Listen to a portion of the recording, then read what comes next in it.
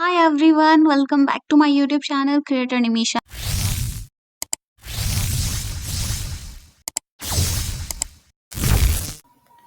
तो आज हम बात करेंगे सोनाटा सॉफ्टवेयर के बारे में।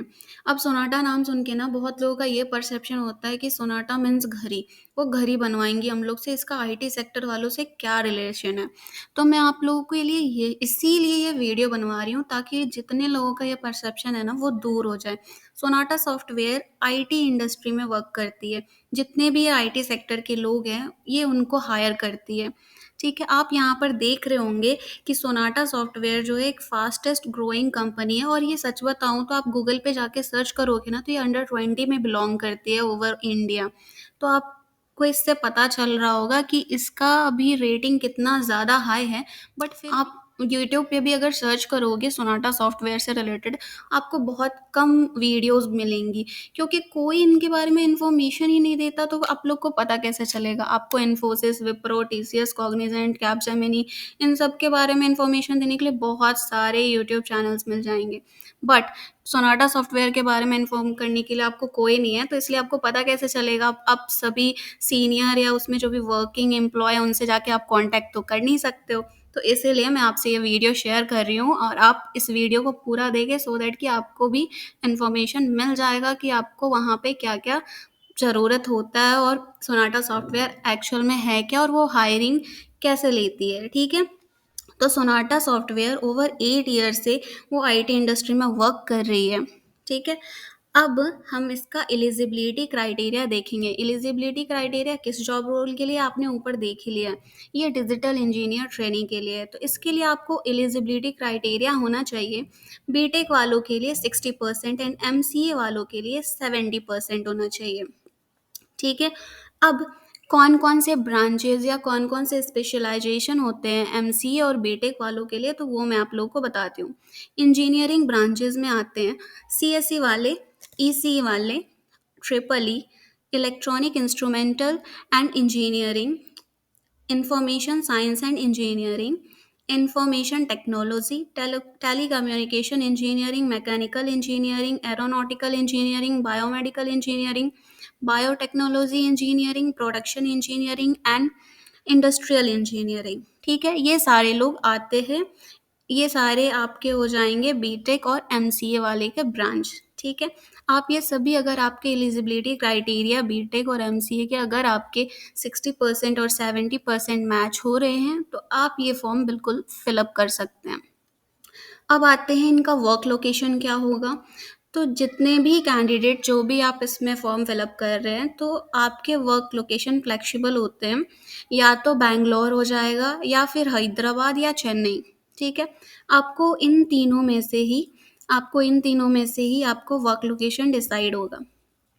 तो आपके इसमें कंपेंसेशन क्या होते हैं, इसके बारे में हम बाद में बात करेंगे। एक मैं इसके बारे में डिटेल्ड वीडियो बनाऊंगी। यहाँ पर मेंशन है 3.5, बट आपको आफ्टर ज्वाइनिंग बहुत सारे एम्प्लॉयज़ को इसने 4 LPA कर दिया था। इन्होंने सैलरी पैकेज इंक्रीज कर दिया, बट इन्होंने लिया था 3.5 LPA में, और इसका सर्विस एग्रीमेंट 2 ईयर्स का है।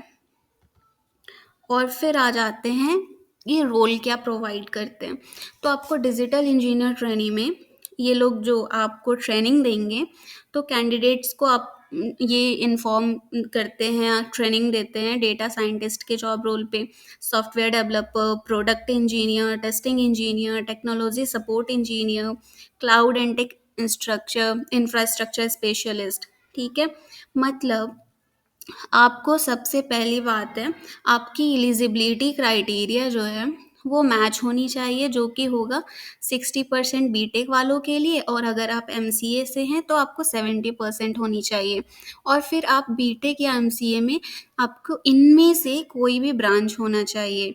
और वर्क लोकेशन तो आपको इन तीनों में से या तो आपको चूज़ करना है, या कंपनी पे डिपेंड करती है कि वो आपको इनमें से कौन सा वर्क लोकेशन देंगी। और कंपनसेशन इन्होंने 3.5 एलपीए पे रिक्रूट किया था, बट अब इसका पैकेज 4 एलपीए हो गया है। बहुत सारे एम्प्लॉयज़ को वो ऑफ़र लेटर जब उन्होंने सेंड किया, तो वो ये बोल के सेंड किया कि आपका 4 एलपीए हो गया। उसके लिए मैं आपको डिफरेंट वीडियो बनाऊँगी विथ ऑफ़र लेटर। और इसका सर्विस एग्रीमेंट आपका 2 ईयर्स का होता है।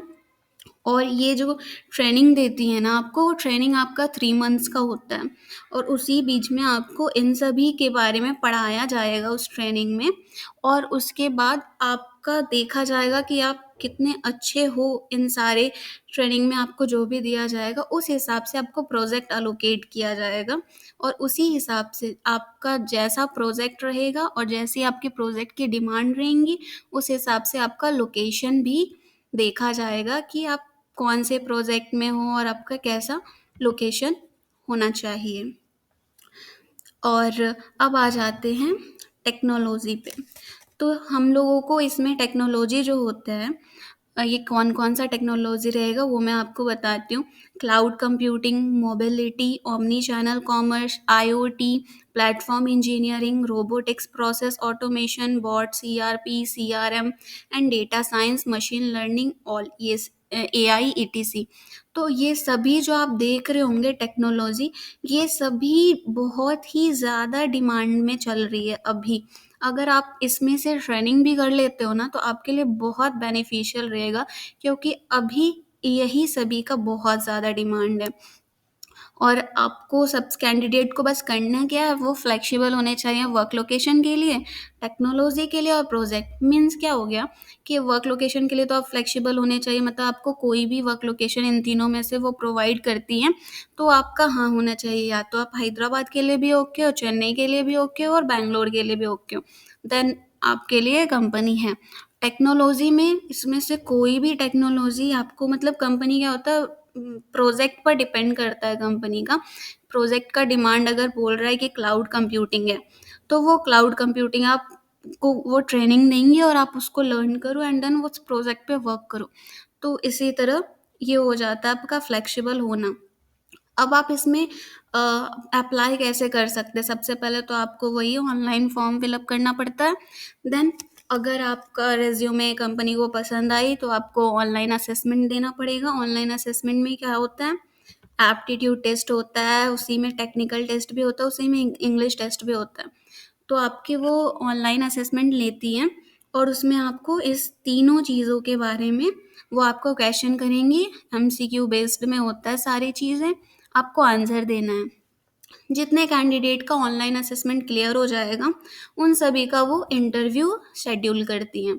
और इंटरव्यू के बारे में मैं आपको दूसरे वीडियो में बताऊँगी कि इंटरव्यू वो कैसा लेती हैं, क्या-क्या क्वेश्चन पूछती हैं। तो इसके लिए आप मेरे चैनल को सब्सक्राइब कर देना, सो दैट कि आपको इसके बारे में पता लगते चले कि और भी क्या-क्या चीज़ें होती हैं।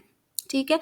इतना ही था पूरा सोनाटा सॉफ्टवेयर के बारे में, कि ये एक आईटी इंडस्ट्री पे बेस्ड कंपनी है, और इसके एलिजिबिलिटी क्राइटेरिया ये होते हैं, और ये मैं आपको बता रही हूँ digital engineer trainee job role के बारे में। ठीक है? और बीटेक और एमसीए से अगर आप हो, तो आपकी ब्रांच और स्पेशलाइजेशन आपके ये सारे में से कोई भी होंगे, तो आप अप्लाई कर सकते हो। वर्क लोकेशन आप लोगों का बैंगलोर, हैदराबाद, चेन्नई, इसमें से कोई भी हो सकता है, और सैलरी आपकी 3.5 टू 4 एलपीए होती है। सर्विस एग्रीमेंट आपके 2 ईयर्स के होंगे, और आपका डिजिटल इंजीनियर ट्रेनी का प्रोफाइल होगा। That's okay for today.